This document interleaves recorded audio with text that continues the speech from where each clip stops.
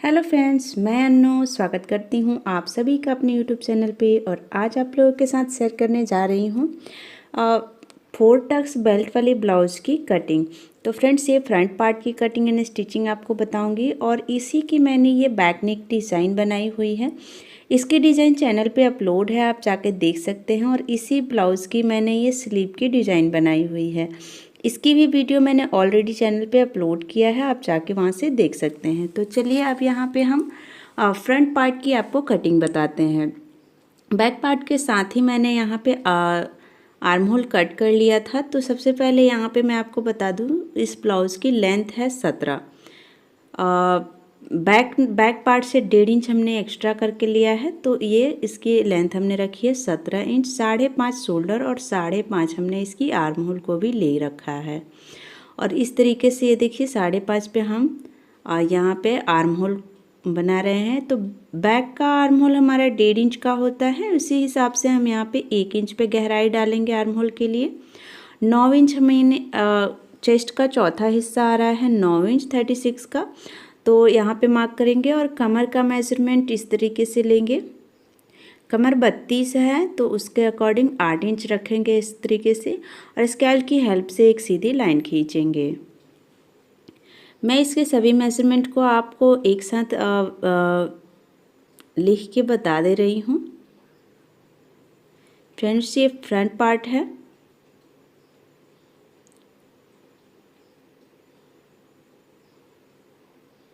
थोड़ा सा ये हमारा आर्म होल है वो खींच गया है आगे की तरफ, तो इसे सबसे पहले मेजर करते हैं। अब ये देखिए चेस्ट का चौथा हिस्सा रखना है। आप जिस भी साइज का बना रहे हैं उसके अकॉर्डिंग चेस्ट का चौथा हिस्सा रख लें और लूजिंग के लिए 1/2 इंच बढ़ा लें। 2 इंच मैंने यहाँ पे गले की विड्थ रखी है और 5.5 इंच हमने यहाँ पे फ्रंट के नेक की लेंथ रखी है। विड्थ भी मैंने नीचे से 2 इंच ही रखा है। और इस तरीके से देखिए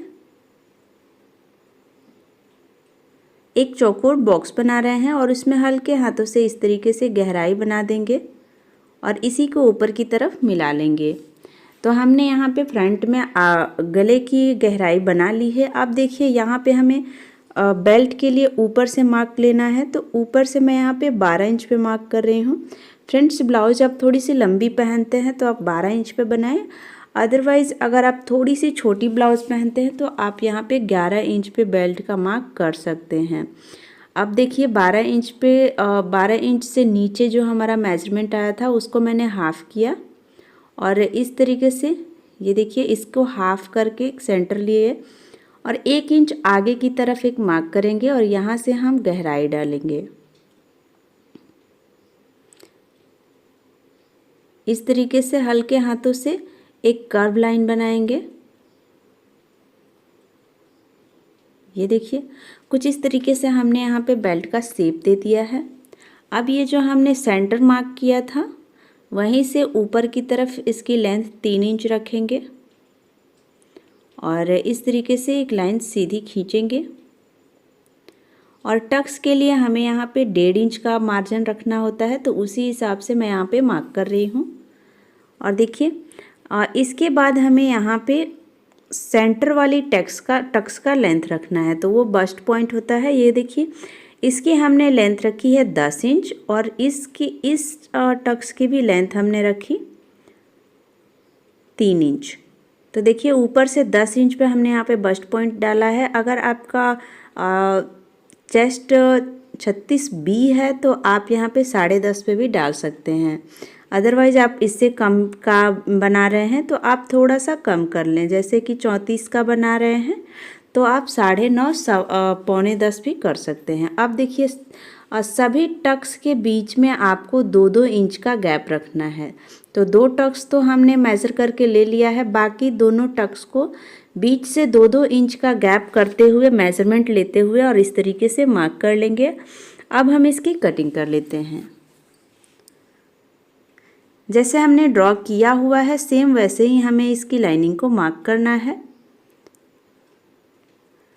अब देखिए सभी डॉट्स पे हम इस तरीके से नॉच लगा लेंगे ताकि स्टिचिंग के समय में फ्रंट एंड बैक हमें दोनों साइड पता चलता रहे। अब इस तरीके से देखिए हमने मेन फैब्रिक पे रख के इसे स्टिच करना स्टार्ट किया है। पहले हम नेक को इस तरीके से स्टिच करके पलटी कर लेंगे। आप चाहें तो डायरेक्ट स्टिच करके यहाँ पे गले की पट्टी भी लगा सकते हैं, मैं यहाँ पे नहीं लगा रही हूँ। पिन को निकाल लेंगे और इस तरीके से सिलाई मार्जिन में छोटे छोटे कट्स लगा रही हूँ और इसको अस्तर के कपड़े को इस तरीके से फोल्ड करते हुए और इसके ऊपर एक सिलाई लगा लेंगे। सिलाई लगा के मैंने कंप्लीट कर लिया है। अब ये देखिए ऊपर एक फिनिशिंग के साथ कॉर्नर की सिलाई लगा के इसे पक्का करेंगे। नेक को फिनिशिंग देते हुए इस तरीके से मैंने एक सिलाई लगा के इसे पक्का कर लिया है। अब देखिए बाकी बचे अस्तर को मेन फैब्रिक के साथ इस तरीके से अटैच करेंगे और हमने मेन फैब्रिक से बेल्ट को अलग नहीं किया है, तो देखिए इस तरीके से पहले इसे अटैच कर लेंगे एंड बाकी बचे कपड़े को कट करके हम बेल्ट में यूज़ करेंगे। ये देखिए आर्म होल साइड भी हमने इसी तरीके से अटैच कर लेना है। एक्स्ट्रा जो भी फैब्रिक है उसे कट करके हटा लेंगे और ये देखिए पट्टी भी हमने कट कर लिया है। अभी इसमें हमें टक्स लगाने हैं। तो देखिए फ्रेंड्स, जो भी हमने मेजरमेंट लिया था उसी के बैक साइड पे हमने इसी लाइन को ड्रॉ कर लिया है सेम टू सेम। और ये देखिए जो हमारी सेंटर की टक्स होती है उसमें हमें 1.25 इंच का मार्जिन कवर करना है और नीचे से हमें 1.5 इंच का मार्जिन कवर करना है। बाकी साइड की और आर्म होल से जो टक्स आती हैं उनमें भी हमें 1.25 इंच का ही मार्जिन कवर करना है। और इसी तरीके से मैंने यहाँ पे चारों टक्स को लगा के कंप्लीट कर लिया है। अब यहाँ देखिए बेल्ट के जॉइंट को खोलेंगे और एक बेल्ट को इस तरीके से जॉइंट करेंगे। इनके किनारियों को जोड़ के पक्का करेंगे।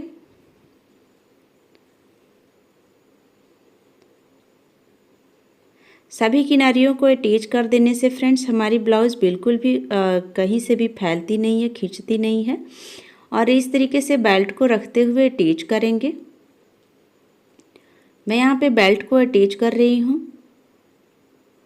एंड तक मैंने यहाँ पे बेल्ट को अटैच कर लिया है। अब देखिए पट्टी के सिलाई के नीचे की तरफ करते हुए पट्टी की तरफ और पट्टी के ऊपर एक सिलाई लगाएंगे। अब ये देखिए हमारे पास यहाँ पे एक बड़ा सा फैब्रिक था, इसे बराबर से कट करते हुए मैंने जॉइंट कर लिया है। अब इसकी मैं लगाऊंगी आई की पट्टी। आपके पास फैब्रिक है तो आप इस तरीके से सिंगल भी लगा सकते हैं, बाकी मेरे पास फैब्रिक कम था तो मैंने इस तरीके से इसे जोड़ लगा लिया है। ऊपर से मैंने सिलाई लगा अंदर की तरफ फोल्ड करके सिलाई लगा लिया है। अब इसे देखिए उल्टे तरफ से हमने अटैच किया है और इसे सीधे तरफ पलटी करेंगे। अंदर की तरफ फोल्ड करके इसे अच्छे से मेजर करेंगे और इस पे एक किनारे की सिलाई लगा के इसे पक्का करेंगे। ये सिलाई हमें बिल्कुल किनारे की लगानी है। आपको ध्यान रखना है कि आपकी सिलाई इधर उधर ना हो और इसे पक्का करने के लिए दूसरी सिलाई भी लगा लेनी है। जस्ट सिलाई के पास में ही एक और सिलाई लगा लेनी है हमें। और देखिए इसी तरीके से हमने हुक की भी पट्टी को अटैच कर लिया है। अब इन दोनों को रखते हुए हमने पिन लगा लिया है। अब चलिए हम शोल्डर को जॉइंट करते हैं। बैक पार्ट मैंने ऑलरेडी स्टिच कर लिया है, आप जाके चैनल पे देख सकते हैं। और इस तरीके से सबसे पहले मैं यहाँ पे शोल्डर को जॉइंट करूँगी। तो फ्रेंड्स फ्रंट एंड बैक दोनों में ही मेरी इसी तरीके से सिलाई लगी हुई है, तो मैंने यहाँ पे डायरेक्ट इसे स्टिच कर लिया है। दोनों तरफ से अच्छे से स्टिच करके इसे पक्का कर लेंगे।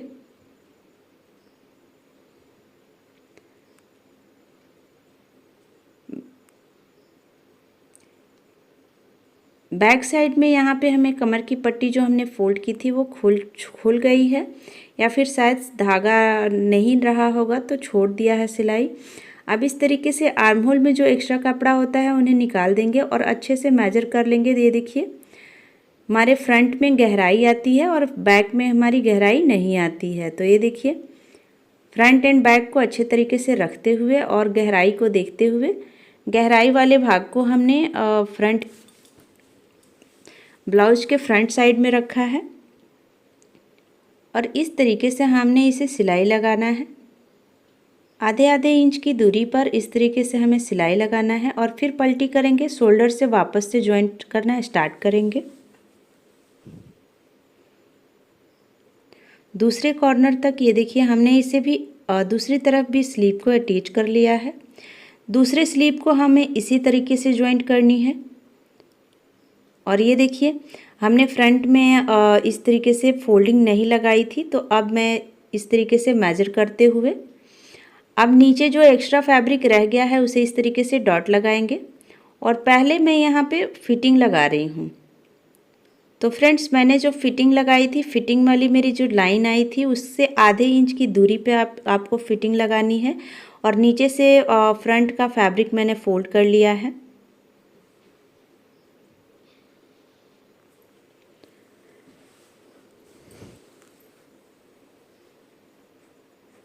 फोल्ड कर लिया है और देखिए इसे अंदर की तरफ इस तरीके से फोल्ड करते हुए बड़े टाकों पे सिलाई लगा लेंगे, या फिर आप चाहें तो इससे पहले ही आप इसमें कमर की पट्टी अटैच करके लगा सकते हैं।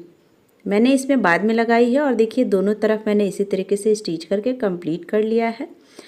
तो आज का मेरे 36 साइज़ का 4 टक्स ब्लाउज़ का कटिंग ने स्टिचिंग आपको कैसा लगा कमेंट करके ज़रूर बताइएगा। वीडियो पसंद आया तो प्लीज़ वीडियो को लाइक शेयर ज़रूर करिएगा। चैनल को सब्सक्राइब ज़रूर करें। धन्यवाद।